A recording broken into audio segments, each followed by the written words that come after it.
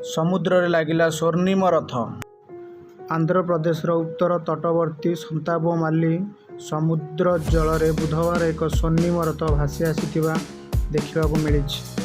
ବାତ୍ୟା ଅଶାନୀ ପ୍ରଭାବରୁ ସମୁଦ୍ର ଅଶାନ୍ତ ରହିଥିବା ବେଳେ ସନ୍ତାବୋମାଲି ସମୁଦ୍ର କୂଳରେ ଭାସି ଆସିଥିବା ରଥକୁ ନେଇ ସ୍ଥାନୀୟ ଅଞ୍ଚଳରେ ଚର୍ଚ୍ଚା ଜୋର ଧରିଛି। ମନ୍ଦିର ଆକୃତିର ଏହି ରଥ ମ୍ୟାନମାରରୁ ଭାସି ଆସିଥିବା ଅନୁମାନ କରାଯାଉଛି। ସ୍ଥାନୀୟ ଲୋକେ ଏହି ରଥଟିକୁ ପାଣିରୁ କୂଳକୁ ଆଣିଥିବା ବେଳେ ଘଟଣାସ୍ଥଳରେ ପୋଲିସ ପହଞ୍ଚି ତଦନ୍ତ ଆରମ୍ଭ କରିଛି। ରଥରେ ମ୍ୟାନମାର ଭାଷାରେ କିଛି ଲେଖାଯାଇଥିବା କୁହାଯାଉଛି।